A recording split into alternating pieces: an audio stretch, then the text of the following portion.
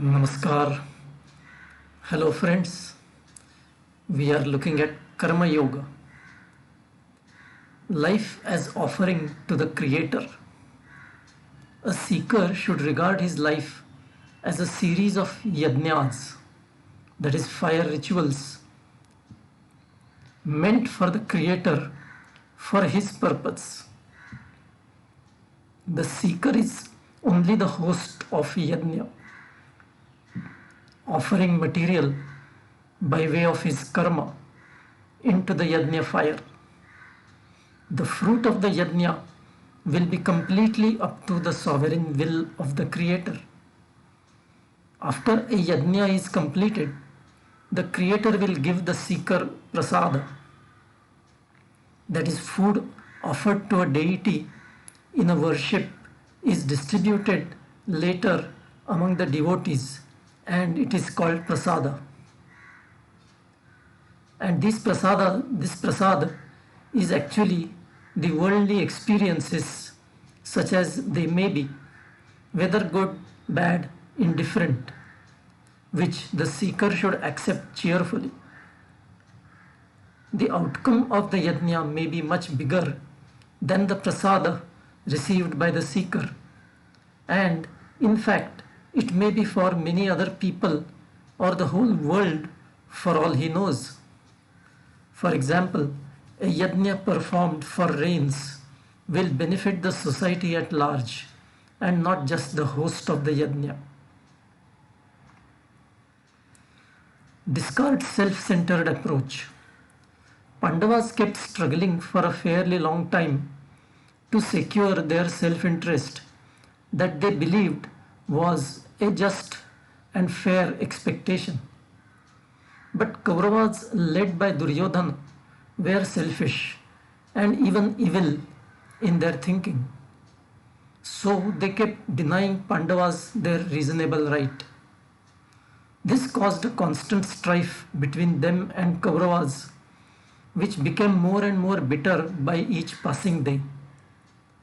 Then, when finally it came to a point of conflagration into a major war, Arjun suddenly started thinking of others and their well-being, that is, his gurus, elders and relatives who were ranged against him as his enemies. Of course, even in that, he was basically driven by the fear of him incurring sin and landing in hell if he killed them in the war. He was even willing to give up their demand for a share in the kingdom. He thought he won't be able to enjoy the pleasure of being a king if his hands were to be drenched in the blood of his loved ones. But since this happened at the 11th hour, right in the middle of the battlefield, just before the war was to begin, he naturally got confused as to what would be right and what would be wrong on his part.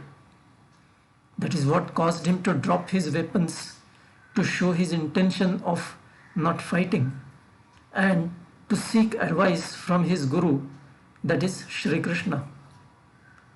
Then Shri Krishna explained to Arjun how performing one's duties is necessary and it should not be avoided. Considerations of personal loss or gain in future and even heaven or hell after death are irrelevant when it comes to performing due karma.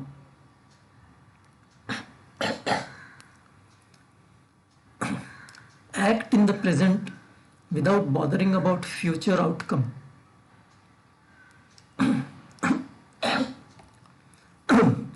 We keep going through life, often reacting to the situation at the given moment with a self-centered approach.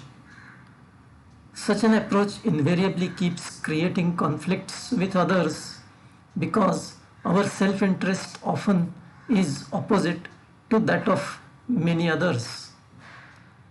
Our relations with others around us suffer and worsen because of this conflict. The later we repent and want to make amends, the more difficult it becomes. If we have missed the bus at the right time, there is no point in wanting to do something that rightly belonged to a stage too far back in the past. We cannot re-engineer the past. So it is better to go ahead with what seems the appropriate thing to do now. Like fighting the war, excuse me, like fighting the war was the right thing for Arjun at that stage. There is no point in worrying about the future consequences of the action that is necessary here and now. Besides, we imagine the future consequences on the basis of our past conditioning alone, which can be inaccurate. Nobody can visualize future correctly. So it is better to evaluate the appropriateness of action in the present on the basis of the actual situation prevailing and to proceed with it without worrying about the future. Action should be for its own sake. Crux of Karma Yoga is that we should act as required in a given situation, keeping in mind that we don't have a right to a particular outcome of our actions that we may be expecting. This philosophy is questioned by many because they feel that without fruit, there won't be any motivation for action.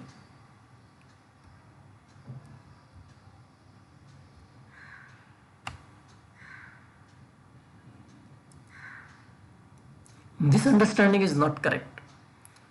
The correct way to understand it is to look at a possible fruit as only something to give a direction to our actions, to get a kind of a roadmap. But once that part is decided, we should not anymore be attached to the expected fruit. There is a practical rationale for this. We know very well that only trivial actions like, say, moving our hand to pick up a book from the table can lead to the expected outcome with almost total certainty. However, more often than not, the scenario is not as trivial as that. Then the action that we take may or may not bring about the expected outcome because there are many other action contributors to the eventual fruit. Also, all the factors that will impact the outcome may not be known to us, making it that much more difficult for us to figure out the correct action required on our part. All this makes the outcome very uncertain in relatively complex situations. That is why one of the most important exhortations of the Geeta is not to bother about the fruit of our action. Our action should not be for the purpose of getting its fruit. In other words, action on our part should be for its own sake, accepting whatever outcome that may actually materialize. In this regard, it helps to use the word consequences rather than fruit of our action. Fruit indicates something that is for one's enjoyment, and hence it generates a desire. However, consequence means just something that happens after action, and it is not necessarily for the enjoyment of the person performing that action. One is forced to experience the consequence in one's own way. This kind of thinking helps remove the unnecessary passion behind action. If one follows Buddhi Yoga, or more commonly called Karma Yoga, in its true spirit, he will be free from fear. The crux of Karma Yoga is performing one's duties without bothering about the outcome. That essentially means that one is not harboring any desires. If one can manage it, one will be liberated from the repeated cycles of birth and death because It is the unfulfilled desires at the time of death that make one come back to this world with another body for the next life. It is the desire for the outcome of action that creates a binding cause-effect relationship between action and fruit. It also means that if the desired fruit is not achieved, the person is moved to act again to get the desired fruit. Even when a person gets the desired fruit, it has the effect of consolidating the association between action and fruit. Either way, it perpetuates life based on karma, and that is the bondage of the embodied soul to this physical creation. So, doing one's duty, that is karma, without any desire for fruit thereof, means that one is not tying the karma with fruit. That is what can be described as karma not being binding. If one desires a particular fruit of his action, it is also natural that one will also harbor a fear or anxiety that his actions may not bear the desired fruit. However, if no desire for success exists, fear of failure also is out of question. It is also described elsewhere as sowing roasted seeds that cannot sprout. This is one of the most fundamental and important concepts in the Geeta. Such a person's actions are in the present moment in God consciousness, just as something appropriate for the moment and not for fulfilling any future desire. Such a person is not bound to the physical creation and his life in it. He is therefore not required to return to another life, either because even his present life is not for fulfilling any desire of his. Such a person is liberated in this life itself and also liberated from repeated cycles of birth and death. We ordinary beings identify with our limited physical body and hence perceive the duality of I and the rest of the world.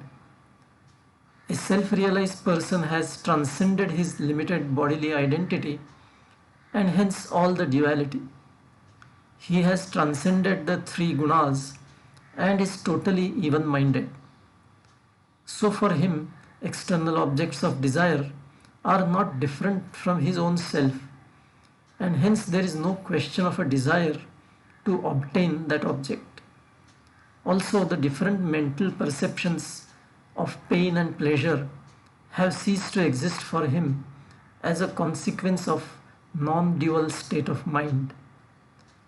What it means is that he has no desires of his own and hence naturally his activities come down drastically. However, such a person continues doing his karma to the minimum extent as required. Only his bodily sustenance and situational demands of worldly duty dictate a small set of karma which is not binding because it is not desire driven. In other words, a self-realized person leads his life with an attitude of vairagya, a total disinterest in worldly life. A self-realized person is in a non-dual state of mind. Such a person keeps performing due karmas, but he does not see any distinction between the doer of the karma, the action, the karma itself, and the outcome of it, that is the fruit. It's all the singular Brahman for him. It can also be regarded as the state of a true karma yogi. Thus there is no further karma accumulation for him.